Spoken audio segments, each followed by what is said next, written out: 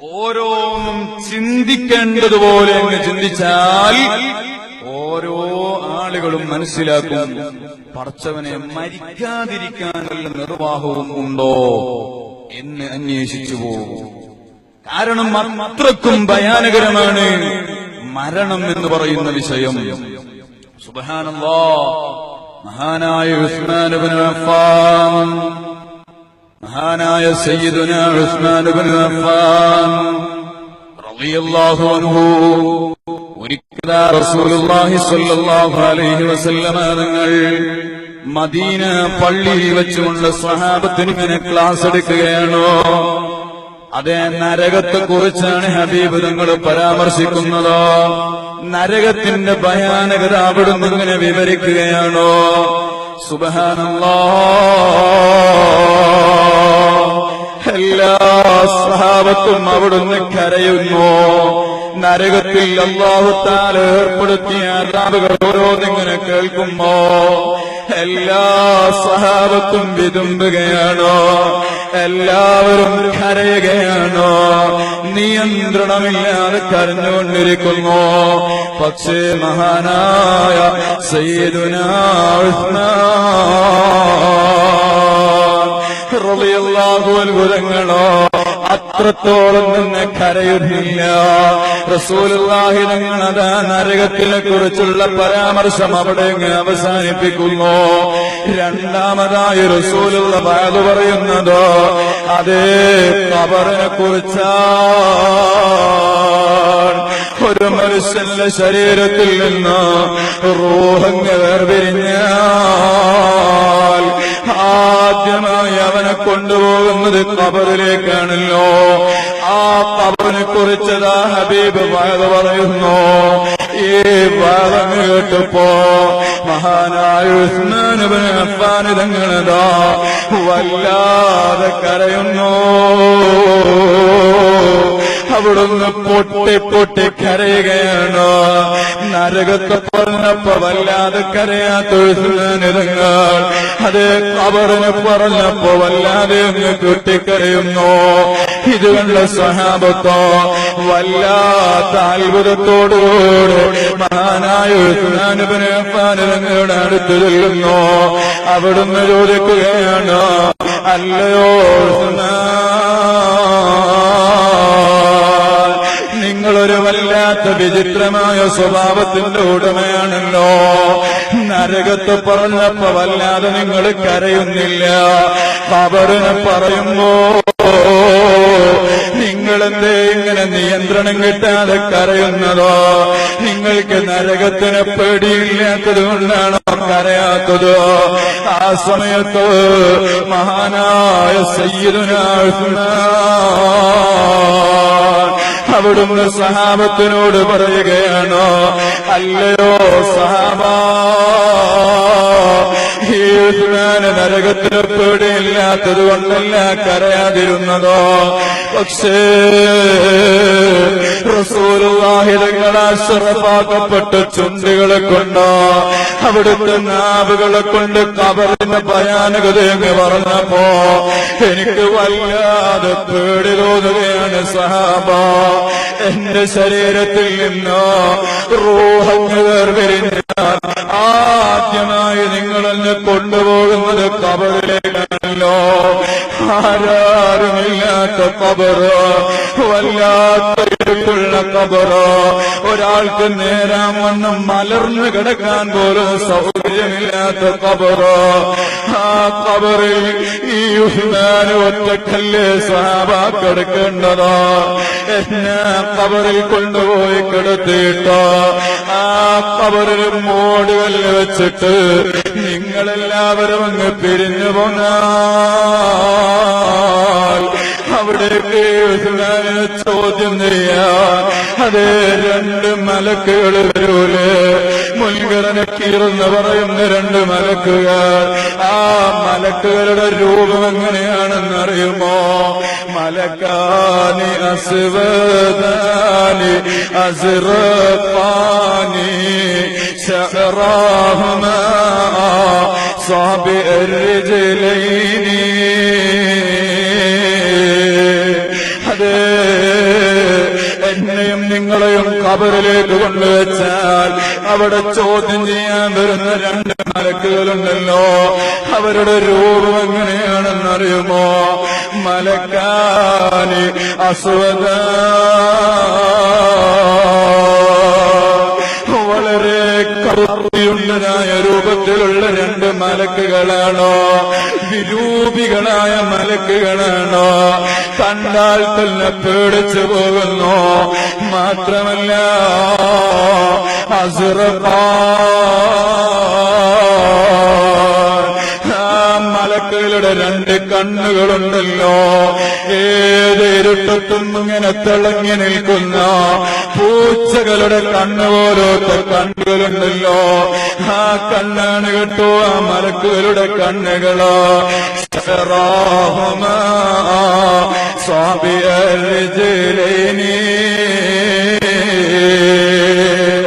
അതെ, ആ രണ്ട് മലക്കുകളുടെ തലയിൽ നിന്ന് വളർന്നു വരുന്ന മുടികളുണ്ടല്ലോ, അസാബിർജിലൈനി, അത് കാലിലൂടെ ഇങ്ങനെ ഇഴയുകയാണ്. അത്രത്തോളം നീളമുള്ള മുടികളാണ് മലക്കുകൾക്കുള്ളത്. ഇങ്ങനെ കണ്ടാൽ തന്നെ പേടിച്ചു പോകുന്ന ആ രണ്ട് മലക്കുകൾ ആരാരുമില്ലാത്ത ഖബറിലേക്ക് എന്നെ ചോദ്യം ചെയ്യാൻ വരുന്നു. അവിടെ എങ്ങാനും ഈ ഉസ്മാൻ പരാജയപ്പെട്ട ഇല്ല, അവസ്ഥ വളരെ മോശമാണല്ലോ. ആ ഖബറിൽ രക്ഷപ്പെട്ടു. അതിന് ശേഷമുള്ളതെല്ലാം പിന്നെ വളരെ എളുപ്പമാണ്. ഖബറിൽ പരാജയപ്പെട്ടു, എല്ലാം പരാജയമാണ്. ഖബറിൽ രക്ഷപ്പെട്ട എല്ലാം രക്ഷയാണ്. അതാണല്ലോ മഹാനായ ഉസ്താദിന്റെ വരികൾ നമുക്ക് ചെല്ലാമല്ലോ. ഖബറെന്നു കേട്ടാൽ തൽക്ഷണം നെട്ടേണ്ടതാ, കണ്ടാലുടൻ വാവിട്ട് നീ കരയേണ്ടതാ.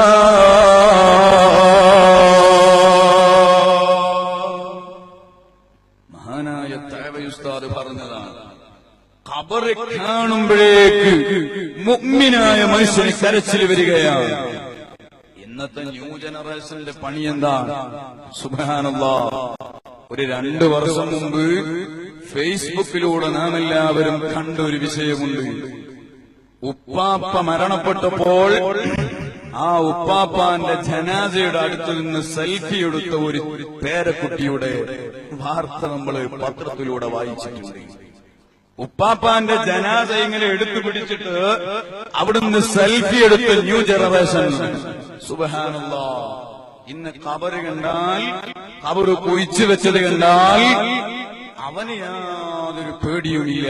അവനത് ക്യാമറയിൽ പകർത്തിയിട്ട് ഫേസ്ബുക്കിലൂടെയും വാട്സപ്പിലൂടെയും പ്രചരിപ്പിക്കുകയാണ്. യാതൊരു പ്രശ്നവും ഇന്ന് ഖബറ് കാണുന്ന നമ്മുടെ മനസ്സിലേക്ക് വരുന്നില്ല.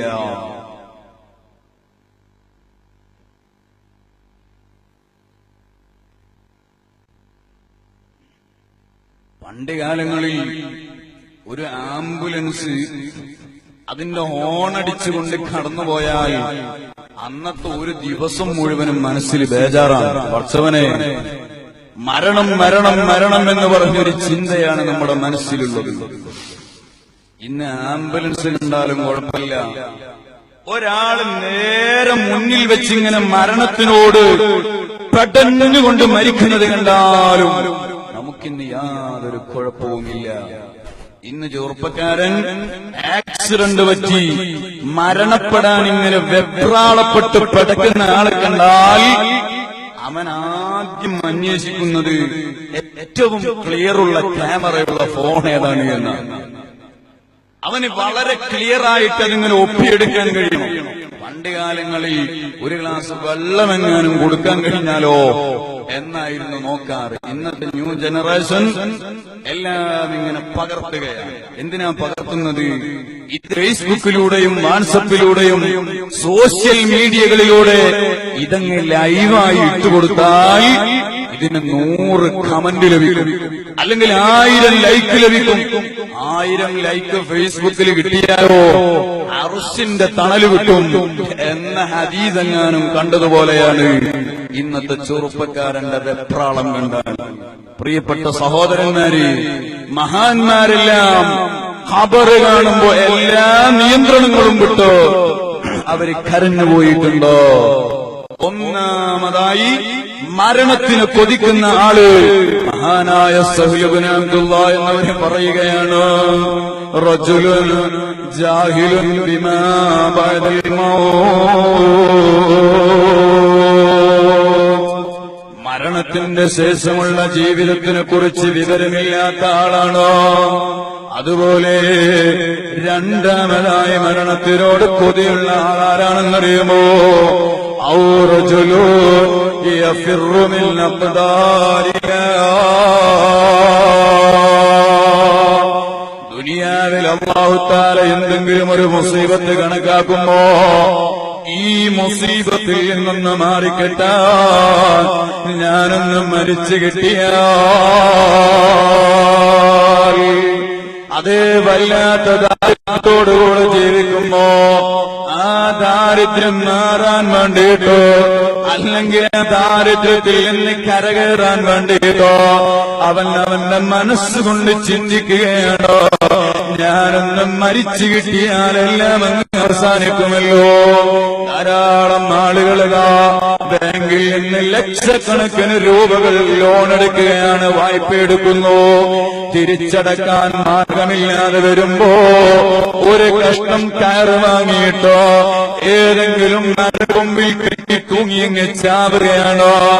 എന്തേ അവന്റെ മനസ്സിന്റെ ഉള്ളിലുള്ള വിശ്വാസം എന്നറിയുമോ? ഇതോടുകൂടെ എല്ലാം അങ്ങ് അവസാനിക്കുന്നു, ഇനി ആരെയും പേടിക്കേണ്ടതില്ലല്ലോ.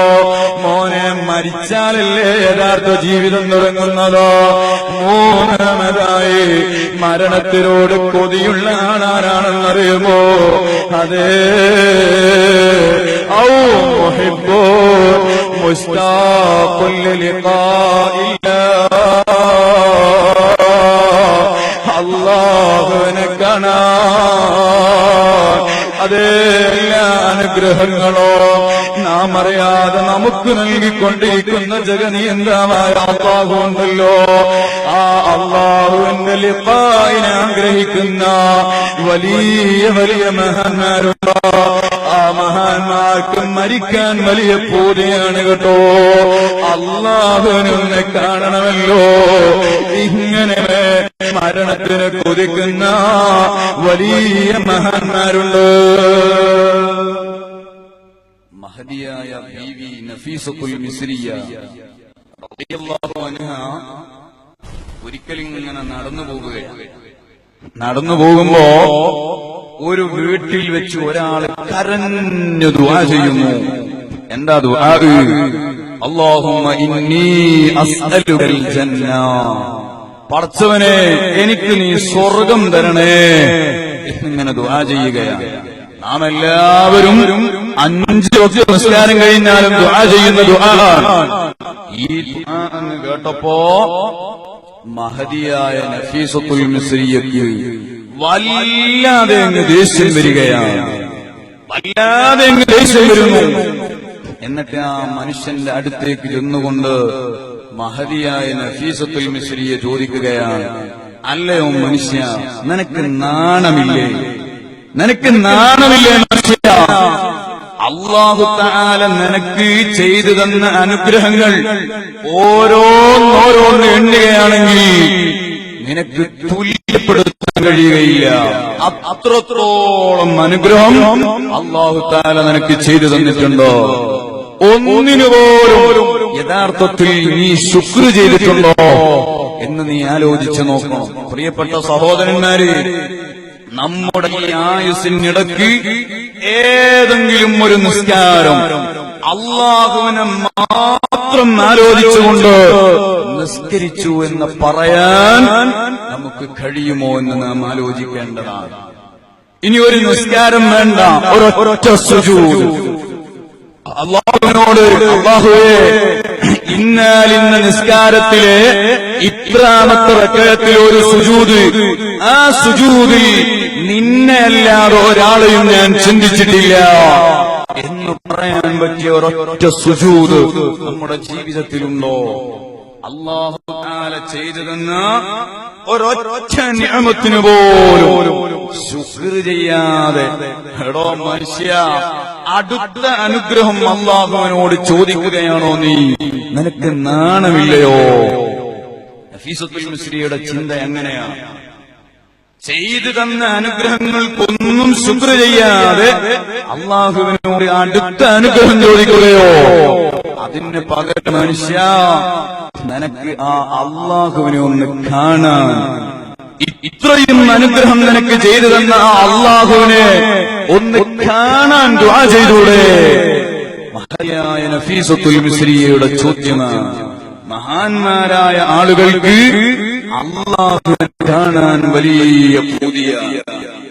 മഹാനായ ഖലീലുല്ലാഹി ഇബ്രാഹിം നബി അലൈഹിസ്സലാം, അവിടുത്തെ അടുക്കലേക്ക് മലക്കുൽ മൗത്ത് അസ്റായീൽ വരികയാണ്. മഹാനായ ഖലീലുല്ലാഹി ഇബ്രാഹിം നബി അസ്റായീലിനെ കണ്ട ഉടനെ ചോദിച്ചു, നിങ്ങൾ എന്തിനാണ് ഇപ്പൊ എന്റെ അടുത്ത് വന്നത്? അസ്റായീൽ പറഞ്ഞു, നബിയെ, ഞാൻ നിങ്ങളുടെ റൂഹ് പിടിക്കാൻ വേണ്ടി വന്നതാണ്. നബി ചോദിക്കുകയാണ്, ഞാൻ ആരാണ് എന്ന് നിങ്ങൾക്ക് പരിചയമുണ്ടോ? ഖലീലുല്ലാഹി ഇബ്രാഹിം നബിയുടെ ചോദ്യം കേട്ടപ്പോ അസ്റായീൽ പറഞ്ഞു, നബിയെ, നിങ്ങൾ അല്ലാഹുവിന്റെ ഖലീലാണ്. സാധാരണ ആളുകൾക്ക് തിരിയാൻ വേണ്ടിയിട്ട് നിങ്ങൾ അല്ലാഹുവിന്റെ കൂട്ടുകാരാണ് എന്ന് മഹാനായ അസ്റായീൽ അലൈഹിസ്സലാം മറുപടി പറയൂ. അപ്പൊ ഇബ്രാഹിം നബി ചോദിച്ചു, ഞാൻ അല്ലാഹുവും തമ്മിൽ ഖലീലാണ് അഥവാ കൂട്ടുകാരനാണ് എന്ന വിവരം നിങ്ങൾക്ക് അറിയാം. എന്നിട്ടും നിങ്ങൾ എന്റെ റൂഹ് പിടിക്കാൻ വന്നതാണോ? ഹൽ റഅയ്ത ഖലീലൻ യഖ്ബിദു റൂഹ ഖലീലിഹി. ഏതെങ്കിലും ഒരു കൂട്ടുകാരൻ തന്റെ സ്വന്തം ആത്മമിത്രത്തിന്റെ റൂഹ് പിടിക്കാൻ ആളെ പറഞ്ഞേക്കുമോ? ഖലീലായ ഇബ്രാഹിം നബി അലൈഹിസ്സലാമിന്റെ ചോദ്യമാണ്. ഞാനും അല്ലാഹുവും തമ്മിൽ കൂട്ടുകാരാണല്ലോ, എന്നിട്ട് ആ കൂട്ടുകാരനായ അല്ലാഹു എന്റെ റൂഹ് പിടിക്കാൻ നിങ്ങളെ പറഞ്ഞേക്കുകയെ ഒരിക്കലും ഉണ്ടാകൂല. അസ്റായീൽ അല്ലാഹുവിന്റെ അടുക്കലേക്ക് തന്നെ ചെന്നു.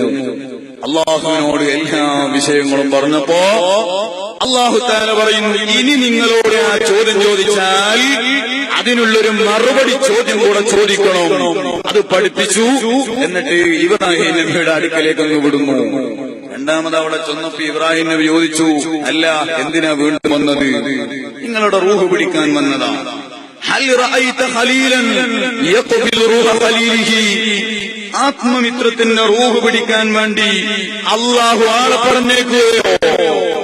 ആ സമയത്ത് മഹാനായ അസ്റായീൽ അലൈഹിസ്സലാം അവിടുന്ന് ഇബ്രാഹിം നബിയോട് പറയുന്നു, ഹൽ റഅയ്ത ഖലീലൻ യക്റഹു ലിഖാഅ ഖലീലിഹി.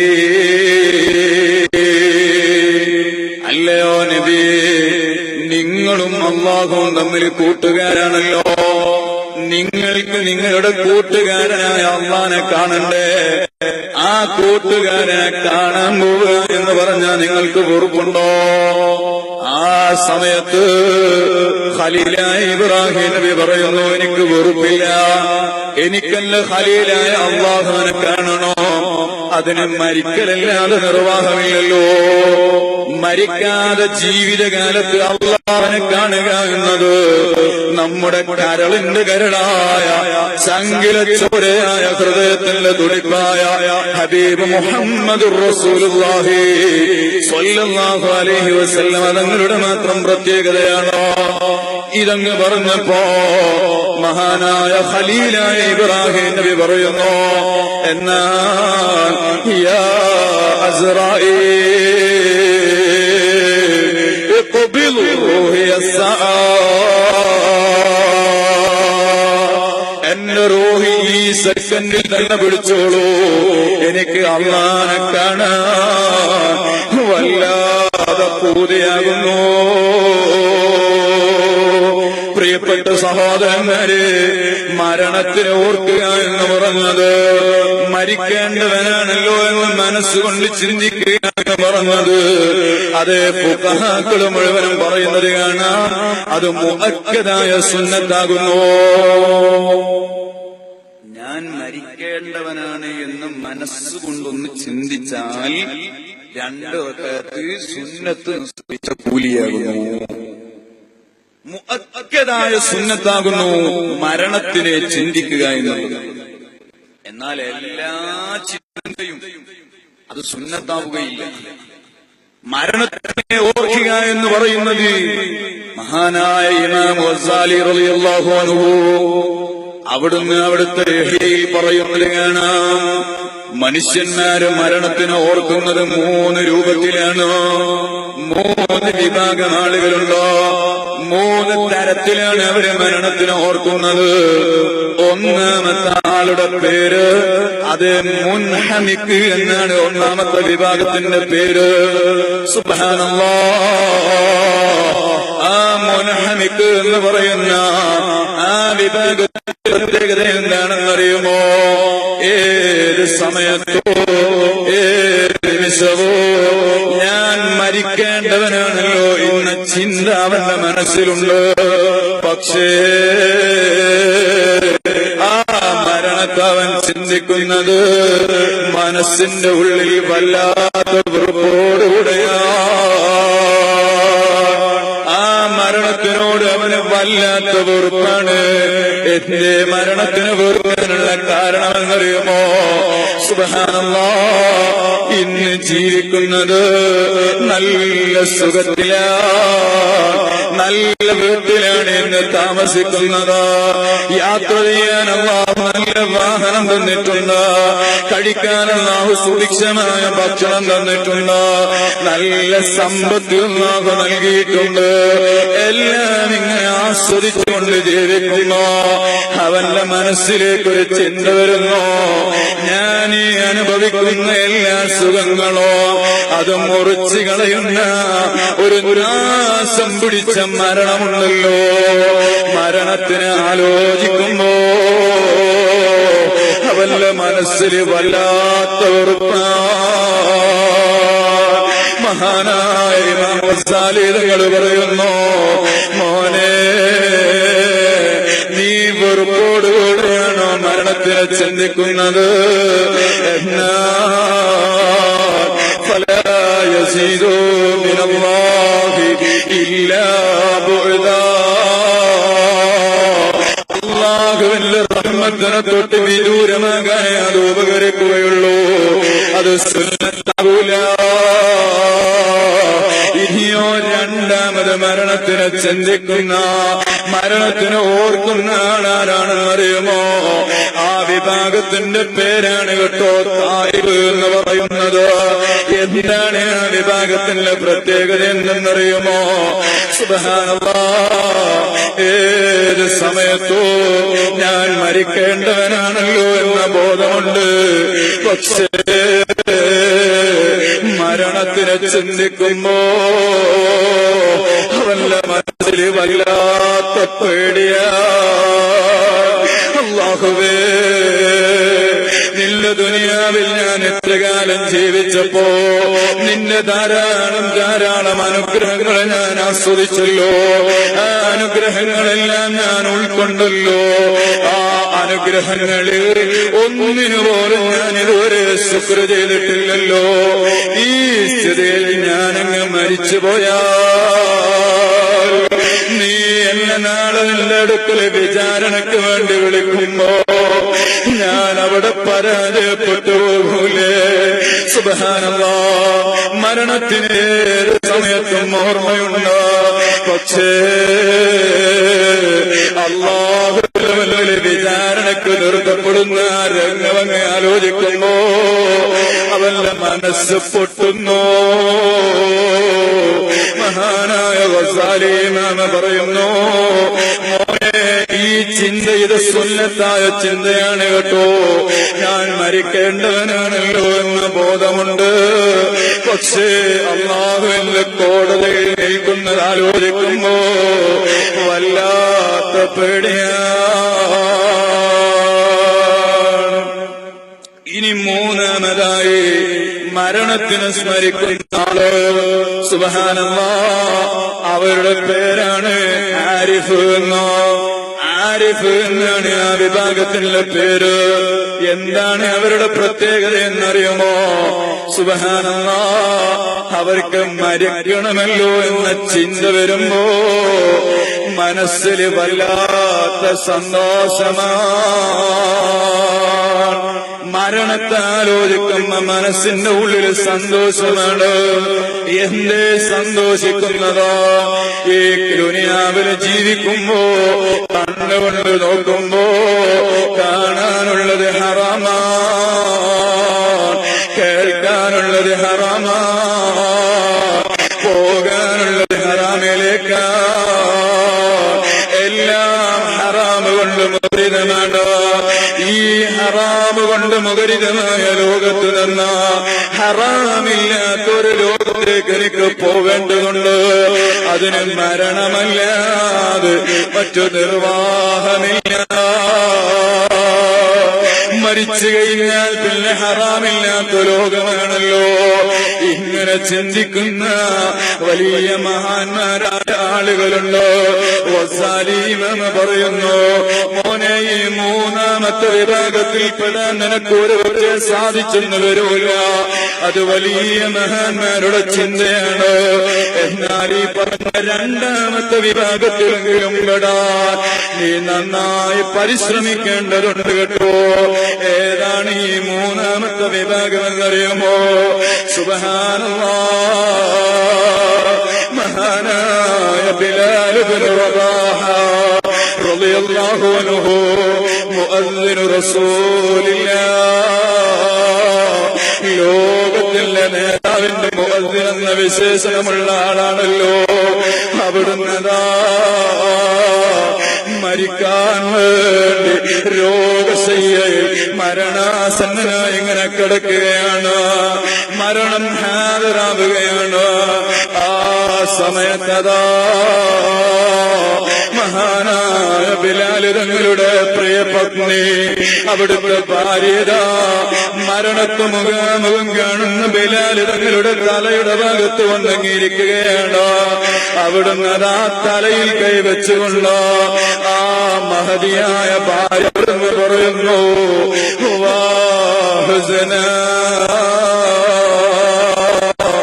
വാ ഹുസ്ന. എന്തൊരു ദുഃഖമാ, എന്തൊരു പ്രയാസമാ. എന്റെ ഭർത്താവ് ഈ ലോകത്ത് നിന്ന് വിട പറയാൻ പോവുകയാണല്ലോ. ഇനി എനിക്കാരുമില്ലല്ലോ. വല്ലാത്ത ബേജാറോടുകൂടെ ഇങ്ങനെ കരയുന്ന അവസരത്തിൽ മരണാസന്നനായി കിടക്കുന്ന ബിലാൽ തങ്ങളതാ അതേ ഭാര്യയോട് വിളിച്ചുകൊണ്ട് പറയുന്നു,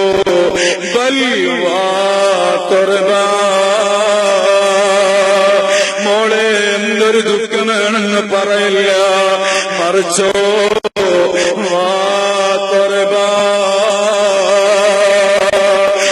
എന്തൊരു സന്തോഷമാ, എന്തൊരു ആഹ്ലാദമാ. മരണത്തിന് മുഖാമുഖം കാണുമ്പോ ബിലാൽ തങ്ങൾ വിളിച്ചു പറയുകയില്ലേ, അസ്റായിലേ, സ്വാഗതം, സ്വാഗതം, എന്റെ റൂഹിത പിടിച്ചോളൂ. പുഞ്ചിരിച്ചുകൊണ്ട് അസ്റായിലിനെ സ്വാഗതം ചെയ്യുകയാണ്. എന്നിട്ട് അവിടുന്ന് പറയുന്നു,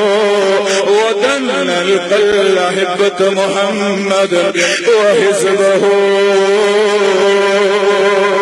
മോളെ, ലോകത്തിലെ നേതാവ് ഹബീബായ തങ്ങളില്ലാത്ത ഈ മദീനയിൽ ബിലാൽ എത്ര കാലമാ ജീവിക്കുന്നത്? നാളെ ഞാനങ്ങ് മരിച്ചാൽ, ഇന്ന് ഞാനങ്ങ് വിട പറഞ്ഞാൽ, നാളെ എനിക്കല്ല ഹബീബിനെ കാണാലോ. നിങ്ങളല്ല കൊണ്ടുപോയി ആരുടെ മണ്ണിൽ കൊണ്ടുപോയ മറവ് ചെയ്താൽ ആ ഖബറിൽ എന്റെ ഹബീബ് വരൂലേ? എന്റെ ഹബീബിനെ എനിക്ക് കാണാമല്ലോ.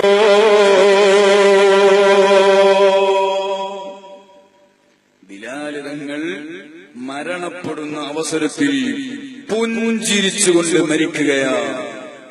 മരിക്കാൻ വലിയ ആവേശം, മരിക്കുമെന്നറിയുമ്പോ വല്ലാത്ത സന്തോഷമാണ് മഹാനായ ബിലാൽ ഇബ്നു റബാഹ റളിയല്ലാഹു അൻഹു തങ്ങൾക്കുള്ളത്. പ്രിയപ്പെട്ട സഹോദരന്മാരെ, ഞാൻ അവസാനിപ്പിക്കുകയാണ്. ഹബീബായ തങ്ങളവറുകൾ മരണത്തിനെ ഓർക്കണമെന്ന് നമ്മോട് ഉപദേശിക്കുക മാത്രമല്ല ചെയ്യുന്നത്. റസൂലുള്ളാഹി തങ്ങൾ എല്ലാ സമയത്തും മരിക്കേണ്ടതാണ് എന്ന ചിന്തയോടെയാണ് ജീവിച്ചത്. ഒരിക്കൽ തങ്ങൾ ഒരു സ്ഥലത്ത് മൂത്രമൊഴിക്കാൻ വേണ്ടിയിട്ട് ഇരിക്കുകയാണ്.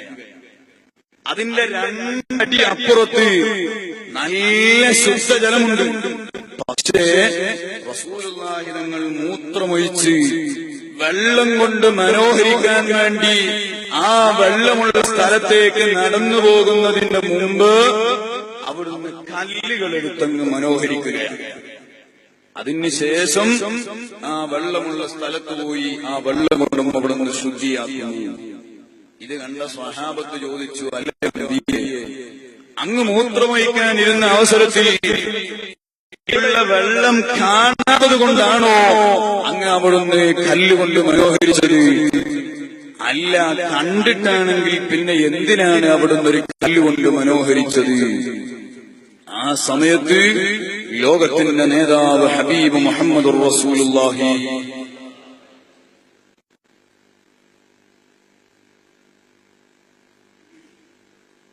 സ്വല്ലല്ലാഹു അലൈഹി വസല്ലം തങ്ങൾ സ്വഹാബത്തിനോട് പറയുന്നു, സ്വഹാബ, ഞാൻ വെള്ളം കാണാത്തത് കൊണ്ടല്ല അവിടുന്ന് കല്ലുകൊണ്ട് മനോഹരിച്ചത്, മറിച്ച് ഞാൻ ആ മൂത്രമൊഴിക്കാനിരുന്ന സ്ഥലത്ത് നിന്ന് ഈ വെള്ളമുള്ള സ്ഥലത്തേക്ക് നടന്നു എത്തുമോ യാതൊരു ഉറപ്പുമില്ല. അതിന്റെ മുമ്പ് ഞാനെങ്ങാനും മരിച്ചുപോയാൽ ശുദ്ധിയില്ലാതെ ഞാൻ മരിച്ചു പോകേണ്ടി വരുമല്ലോ. ഇതുകൊണ്ടാണ് ഞാൻ അവിടുന്ന് കല്ലുകൊണ്ട് ശുദ്ധീകരിച്ചത്. ഹബീബ് മുഹമ്മദുർ റസൂലുള്ളാഹി അവിടുന്ന് അത്രത്തോളം മരണത്തിന് ചിന്തിച്ച നേതാവാണ്. പ്രിയപ്പെട്ട സഹോദരന്മാരെ, ഞാൻ അവസാനിപ്പിക്കുകയാണ്. ഒരു മനുഷ്യൻ അവൻ മരണപ്പെടുന്ന അവസരത്തിൽ സുബ്ഹാനല്ലാഹ് അവൻ കാണേണ്ട, അനുഭവിക്കേണ്ട ധാരാളം പ്രയാസങ്ങളുണ്ട്. മഹാന്മാര് കിതാബുകളിൽ എണ്ണി എണ്ണി പറയുന്നത് കാണാം. ഞാനും നിങ്ങളും നാളെ മരിക്കുന്ന അവസരത്തിൽ നാം എല്ലാവരും കാണാൻ പോകുന്ന വിഷയങ്ങൾ അല്ലാഹു തആല നമ്മയെല്ലാം കാത്തുരക്ഷിക്കുമാറാകട്ടെ. നല്ല മുഅ്മിനീങ്ങൾ മരിക്കുന്നത് പോലെ പുഞ്ചിരിച്ചുകൊണ്ട് മരിക്കാനുള്ള ഭാഗ്യം അല്ലാഹു നമുക്കെല്ലാവർക്കും പ്രദാനം ചെയ്യുമാറാകട്ടെ. സഹോദരന്മാരെ, മഹാനായ ഹബീബായ മുഹമ്മദുർ റസൂലുള്ളാഹി സ്വല്ലല്ലാഹു അലൈഹി വസല്ലമ തങ്ങൾ മരണത്തിന്റെ സമയത്ത് ഉണ്ടാകുന്ന ധാരാളം വിഷയങ്ങൾ പഠിപ്പിച്ചത് കാണാം. അതിൽ വെച്ച് മഹാന്മാരായ പണ്ഡിതന്മാര് നമുക്ക് പഠിപ്പിച്ചു തരുന്നു, മരണപ്പെടുന്ന മനുഷ്യൻ ഒന്നാമതായി അനുഭവിക്കേണ്ട ഏറ്റവും വലിയ പ്രയാസമാണ് മഹാനായ അസ്രായീൽ അലൈഹിസ്സലാത്തു വസ്സലാം അവിടുന്ന് റൂഹ് പിടിക്കാൻ വരുമ്പോഴുള്ള അവിടുത്തെ രൂപം. സുബ്ഹാനല്ലാഹ്, സൂറത്തു അസ്രായീൽ അലൈഹിസ്സലാം അവിടുന്ന് റൂഹ് പിടിക്കാൻ വരുമ്പോഴുള്ള രൂപം അത് വല്ലാത്ത ഭയാനകരമായ രൂപമാണ്. മഹാനായ മൂസാ നബി അലൈഹിസ്സലാം അവിടുത്തെ അടുക്കലേക്ക് അസ്രായീൽ അലൈഹിസ്സലാം വരികയാണ്. എങ്ങനെയാ വന്നതെന്നറിയുമോ? അലാ സൂറത്തി റജുലിൻ ശാബിൻ ഹസനി, നല്ല സുമുഖനായ ഒരു ചെറുപ്പക്കാരന്റെ രൂപത്തിലാണ് മഹാനായ അസ്റായീൽ അലൈഹിസ്സലാം മൂസാ നബിയുടെ അടുക്കിലേക്ക് ചെല്ലുന്നത്. മൂസാ നബി ചോദിച്ചു, അല്ല അസ്റായീലേ, നിങ്ങൾ എല്ലാ ആളുകളുടെ അടുത്തും റൂഹ് പിടിക്കാൻ ഇതേ രൂപത്തിലാണോ ചെല്ലുന്നത്? അസ്റായീൽ പറഞ്ഞു, അല്ല നബിയെ, ഇത് നിങ്ങൾക്ക് മാത്രമുള്ള സ്പെഷ്യൽ രൂപമാകുന്നു. ആ സമയത്ത് മൂസാ നബി പറഞ്ഞു, എന്നാൽ നിങ്ങളുടെ യഥാർത്ഥത്തിലുള്ള ആ രൂപം എനിക്കൊന്ന് കാണിച്ചു തരണം. സുബ്ഹാനല്ലാഹ്. അസ്റായീൽ അലൈഹിസ്സലാം പറഞ്ഞു, നബിയെ, നിങ്ങൾക്കത് കാണാൻ അല്ലെങ്കിൽ അത് കണ്ടു നിൽക്കാനുള്ള ശക്തിയില്ല, അത് താങ്ങാൻ നിങ്ങൾക്ക് കഴിയൂല. മൂസാ നബി വീണ്ടും നിർബന്ധിച്ചപ്പോ അസ്റായീൽ പറഞ്ഞു, എന്നാ നബിയെ, നിങ്ങൾ അല്പസമയം ഒന്ന് കണ്ണ് പൂട്ടി നിൽക്കണം. അല്പസമയം കണ്ണൊന്ന് പൂട്ടി നിൽക്കണം. ഞാൻ തുറക്കാൻ പറയുന്ന അവസരത്തിലേ തുറക്കാൻ പാടുള്ളൂ. അല്പസമയം അവിടുന്ന് കണ്ണങ്ങ് പൂട്ടുന്നു. അസ്റായീൽ തുറക്കാൻ പറഞ്ഞ സമയത്ത് മൂസാ നബി കണ്ണങ്ങ് തുറക്കുകയാണ്. സുബ്ഹാനല്ലാഹ്. അസ്റായീലിന്റെ യഥാർത്ഥ രൂപത്തിലേക്ക് നോക്കിയപ്പോ ഫഖറ മഗ്ശിയാ, മൂസാ നബി ബോധരഹിതനായി അവിടെ നിന്ന് വീണു പോകുന്നു. സുബ്ഹാനല്ലാഹ്. ബോധം തെളിഞ്ഞ അവസരത്തിൽ മൂസാ നബി യഥാ അസ്റായീലിനെ കണ്ട രൂപമങ്ങ് വിവരിക്കുന്നു. അവിടുന്ന് പറയുകയാണ്, എന്റെ ശബ്ദം ശ്രവിക്കുന്ന ഉമ്മമാര്, സഹോദരന്മാർ എല്ലാവരും ആ രൂപം മനസ്സിലേക്കൊന്ന് സങ്കല്പിച്ചു നോക്കണം. നാളെ എന്റെയും നിങ്ങളുടെയും അടുക്കൽ അസ്റായീൽ വരുന്ന രൂപമാണ് കിതാബിലൂടെ മഹാന്മാര് പഠിപ്പിക്കുകയാണോ. സുബ്ഹാനല്ലാഹ്. അസ്റായീൽ വരുന്നത് എങ്ങനെയാണെന്നറിയുമോ? റഅ്സുഹു ഫിസ്സമാ. അസ്റായീലിന്റെ തലയത് ആകാശം മുട്ടി നിൽക്കുകയാണോ. ആകാശത്തോളം വലുപ്പത്തിലാണ് അസ്റായീലുള്ളത്. അതുപോലെ വരിജിലാഹു ഫിൽ അർളി. അവിടുത്തെ രണ്ട് കാലുകളും ഭൂമിയിൽ തന്നെയാണോ. രണ്ട് കാലുകളും ഭൂമിയിലാണോ. ആകാശം മുട്ട് ഉയർന്നു നിൽക്കുകയാണ് അവിടുത്തെ തലയുള്ളത്. പിന്നെയോ അവിടുത്തെ ആകാശം മുട്ടി നിൽക്കുന്ന തലയിൽ നിന്നോ അത് മുടിയതാ അവിടുന്ന് അയച്ചിട്ടിരിക്കുകയാണോ. അത് ആ മുടിയതാ നിലത്തൂടെ ഇഴയുകയാ. മാത്രമല്ല അവിടുത്തെ മുഖം വല്ലാതെ കറുത്തിരുണ്ട മുഖമാണോ. മാത്രമല്ല മുഖത്തു നിന്നോ ആ മുഖത്തുള്ള വായയിൽ നിന്നോ രണ്ട് ഭാഗത്തേക്ക് അതാ തേറ്റപ്പല്ല് പോലെ വലിയ രണ്ട് പല്ലുകൾ ഇങ്ങനെ തുറച്ചു നിൽക്കുന്നു. മാത്രമല്ല ഇസ്രായേലിന്റെ ശരീരം മുഴുവനോ അത് രോമാമൃതമാണ്. ഒരു സ്ഥലം പോലും ഒഴിവില്ലാതെ ഒന്നാകെ രോമമാ. ഓരോ രോമകൂപത്തിലൂടെയോ ഓരോ രോമത്തിന്റെ സുശിരങ്ങളിലൂടെയോ വലിയ വലിയ തീജ്വാലകൾ എങ്ങനെ പടരുകയാണോ. വലിയ വലിയ തീകൾ ഇങ്ങനെ പുറപ്പെടുകയാണോ. ഈ രൂപത്തിലാണ് നാളെ എന്റെയും നിങ്ങളുടെയും അടുക്കലോ മഹാനായ അസ്റായീൽ അലൈഹിസ്സലാത്തു വസ്സലാം അവിടുന്ന് റൂഹ് പിടിക്കാൻ വരുന്നത്. മോനെ, ആരാരുമില്ലാത്ത ഒരു രാത്രിയിൽ അത് നട്ടപ്പാതിര സമയത്ത് ഒറ്റക്ക് നടന്നു പോകാൻ പോലും പേടിയുള്ള നമുക്ക്, അല്ലെങ്കിൽ ഒരു ഇലനങ്ങുമ്പോഴേക്ക് വല്ലാതെ പേടി തോന്നുന്നു നമുക്ക്. നമ്മുടെ മുന്നിലേക്കാണ് ഈ രൂപത്തിലെ അസ്റായീൽ വരുന്നത്. ആ സമയത്ത് പേടിയോടെ ഈമാനങ്ങ് തെറ്റിപ്പോയാൽ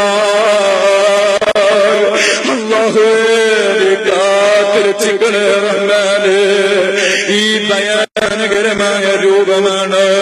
മരണാസന്നനായ ആള് ഒന്നാമതായി അനുഭവിക്കേണ്ട ഏറ്റവും വലിയ പ്രയാസമെന്ന് പറയുന്നത്, രണ്ടാമതായി ഒരൊറ്റ വിഷയം കൂടെ പറഞ്ഞ് ഞാനങ്ങ് അവസാനിപ്പിക്കൂ. രണ്ടാമതായി ഒരു മനുഷ്യൻ അനുഭവിക്കേണ്ട ഏറ്റവും വലിയ പ്രയാസമാണ് ശിദ്ദത്തുൽ നസീമിനർ റൂഹ്. അതേ അസ്റായീൽ നമ്മുടെ ശരീരത്തിൽ നിന്ന് റൂഹങ്ങ് വലിച്ചെടുക്കുമ്പോ വല്ലാത്ത വേദനയാ മോനെ. ശരീരത്തിൽ നിന്ന് ഒരു രോമം പിടിച്ച് വലിക്കുമ്പോ എത്ര വേദനയാണ് നമ്മൾ അനുഭവപ്പെടുന്നത്. ആ രോമം ശരീരത്തിന്റെ ഒരു ഭാഗത്തല്ലേ സ്പർശിക്കുന്നുള്ളൂ, ശരീരത്തിന്റെ ഒരു ഭാഗവുമായല്ലേ അത് ബന്ധിക്കുന്നുള്ളൂ. ആ രോമം വലിക്കുമ്പോൾ പോലും സഹിക്കാൻ കഴിയാത്ത വേദനയല്ലേ നമുക്ക് വരുന്നത്. എന്നാൽ റൂഹെന്ന് പറഞ്ഞാൽ ശരീരത്തിന്റെ എല്ലാ ഭാഗങ്ങളുമായി ബന്ധിച്ചതല്ലേ, അതിങ്ങ് പിടിച്ചു വലിക്കുമ്പോ വല്ലാത്ത വേദനയാ. മഹാനായ ഗസാലി തങ്ങൾ പറയുന്നത് കാണാം, മരണത്തിന്റെ വേദന എന്ന് പറയുന്നത് അത് വർണ്ണിച്ചു തീർക്കാൻ കഴിയാത്ത വേദനയാണ്. ഇനി നിനക്ക് മനസ്സിലാകണോ? മഹാനവറുകൾ പറയുന്നു, ആ മരണത്തിന്റെ വേദന അളക്കാനും തൂക്കാനും കാണാനും തൊടാനും പറ്റിയ ഒരു വസ്തുവാണ് എന്ന് നീ സങ്കൽപ്പിക്കുകയാണെങ്കിൽ, ആ മരണത്തിന്റെ വേദനയിൽ നിന്ന്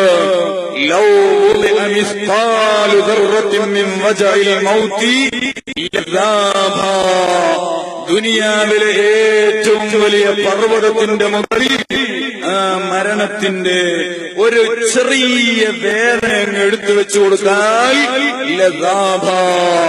അതൊന്നാകെ ഉരുകിയൊലിച്ചങ്ങ് ഇല്ലാതെയായി പോകുന്നതാണ്. മഹാനായ അസ്റായീൽ അലൈഹിസ്സലാം റൂഹ് പിടിക്കുന്ന അവസരത്തിലുള്ള വേദന അത്രത്തോളം കാഠിന്യമാകുന്നു. എങ്ങനെയാണ് അസ്റായീൽ ഒരു മനുഷ്യന്റെ റൂഹ് പിടിക്കുന്നതെന്നറിയുമോ? സുബ്ഹാനല്ലാഹ്, 500 മലക്കുകളെയും കൂട്ടിയാണ് അസ്റായീൽ ഒരു മനുഷ്യന്റെ റൂഹ് പിടിക്കാൻ വേണ്ടി വരുന്നത്. മരണാസന്നനായ ആളുടെ വലതുഭാഗത്തും ഇടതുഭാഗത്തുമായിട്ട് പകുതി മലക്കുകൾ അങ്ങനെ നിൽക്കുകയാണ്. വലതുഭാഗത്തെ കാലിന്റെ തള്ളവിരലിൽ നിന്ന് 50 മലക്കുകൾ കൂടിയിട്ട് റൂഹങ്ങ് പിടിക്കാൻ തുടങ്ങുകയാണ്. മുട്ടിൻകാല് വരെ ആ 50 മലക്കുകളും റൂഹ് പിടിച്ച് അവിടെ എത്തിക്കുന്നു. സുബ്ഹാനല്ലാഹ്, ഇടതുഭാഗത്തുള്ള മലക്കുകളിൽ നിന്ന് 50 മലക്കുകൾ ഇടതുഭാഗത്തെ തള്ളവിരൽ മുതൽ മുട്ടുവരെ അവരും വലിച്ചെത്തിക്കുകയാണ്. എന്നിട്ട് 50 മലക്കുകളും ഒന്ന് മാറി നിൽക്കുന്നു.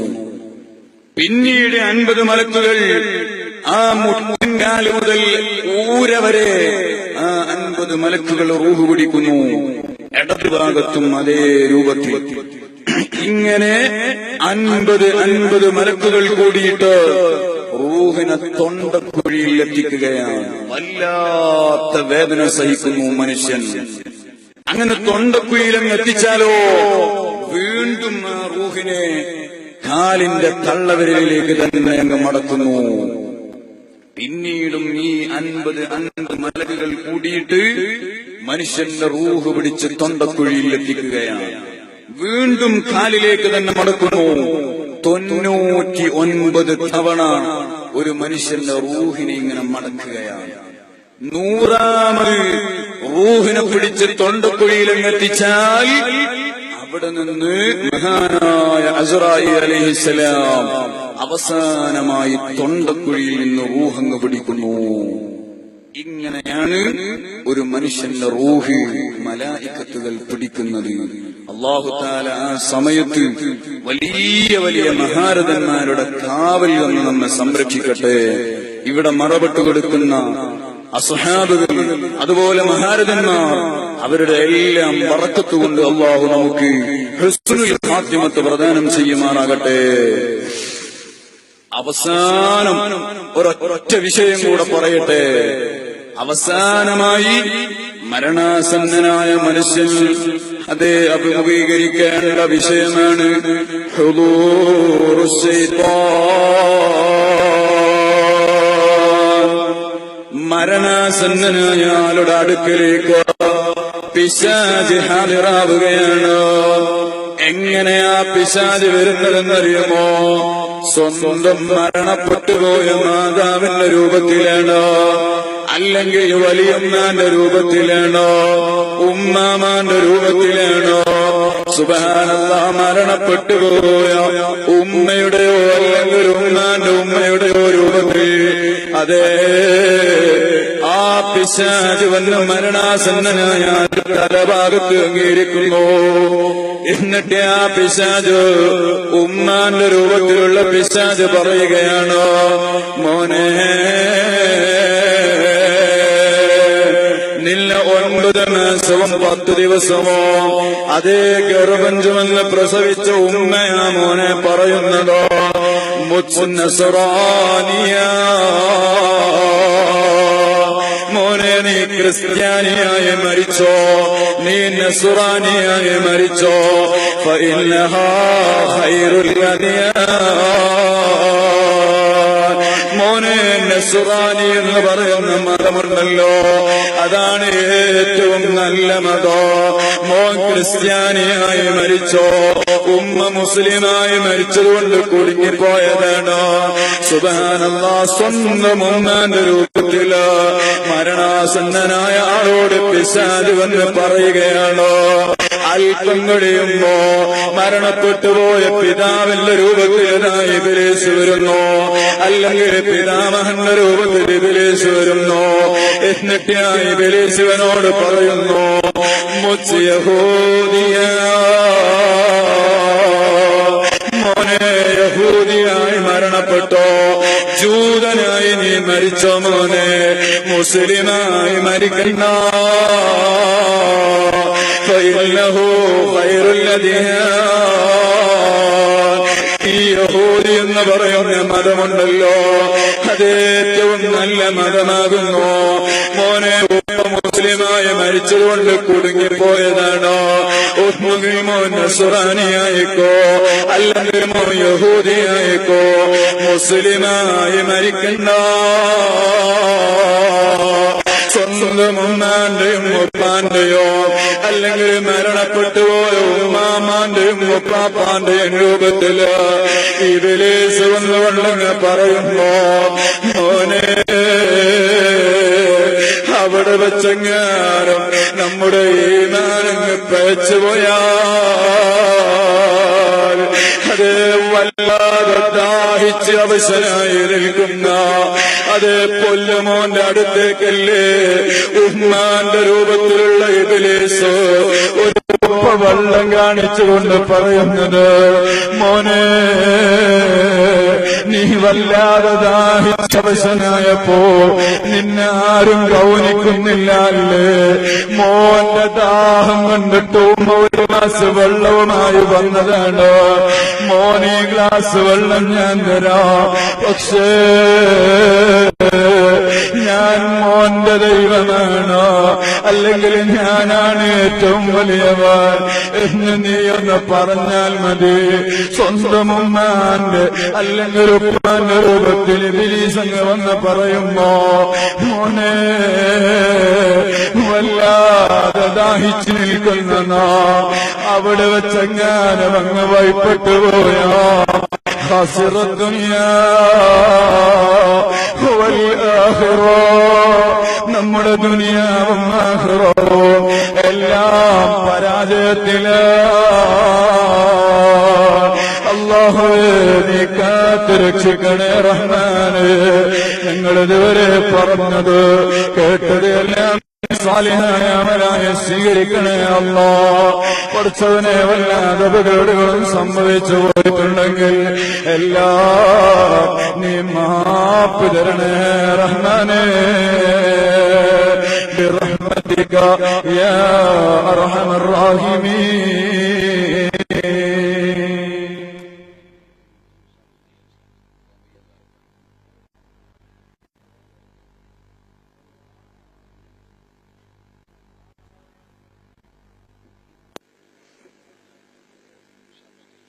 എല്ലാ ആളുകളും പ്രിയപ്പെട്ട സഹോദരന്മാരെ നമ്മൾ ദുആ ചെയ്ത് പിരിയാൻ പോവുകയാണ്. എല്ലാ ആളുകളും ഒന്ന് എഴുന്നേറ്റ് അടുത്തേക്ക് വന്ന് നമുക്കൊന്ന് മുസാഫഹത്ത് ചെയ്ത് പിരിയാം. അല്ലാഹു സുബ്ഹാനഹു വ തആല നമ്മുടെ ഈ കൂടലുകളും പിരിയലുകളും എല്ലാം അവൻ പൊരുത്തപ്പെടുന്ന അമലായി നമ്മിൽ നിന്ന് കബൂൽ ചെയ്യുമാറാകട്ടെ. നമ്മുടെ ഈ ഉറൂസിന്റെ ഒരു പ്രവർത്തകൻ ഹോസ്പിറ്റലിൽ മംഗലാപുരത്ത് അഡ്മിറ്റ് ചെയ്യപ്പെട്ടിരിക്കുന്നു. അല്ലാഹു തആല ആ പ്രവർത്തകന്റെ എല്ലാ രോഗങ്ങളും അല്ലാഹു തആല ശമനം നൽകുമാറാകട്ടെ. എന്ത് രോഗമാണെങ്കിലും അല്ലാഹു തആല എത്രയും പെട്ടെന്ന് എല്ലാം ദൂരീകരിച്ച് നമ്മിലേക്ക് തന്നെ വലിയ റാഹത്തോടുകൂടെ തിരിച്ചു വരാനുള്ള ഭാഗ്യം നൽകുമാറാകട്ടെ. അതുപോലെ കാലുവേദനയായിട്ടൊരു സഹോദരൻ ദുആ ചെയ്യാൻ ഏൽപ്പിച്ചിട്ടുണ്ട്. ധാരാളം ആളുകൾ ദുആ കൊണ്ട് വസിയ്യത്ത് ചെയ്തിട്ടുണ്ട്. പ്രിയപ്പെട്ട സഹോദരന്മാർ എല്ലാവരും ഒന്ന് അടുത്തു വന്ന് നമുക്കൊന്ന് മുസാഫഹത്ത് ചെയ്ത് ഇൻഷാ അല്ലാഹ് ഒരല്പനേരം ദുആ ചെയ്ത് നമുക്ക് പിരിയണം. അല്ലാഹു തആല ബർക്കത്ത് ചെയ്യുമാറാകട്ടെ.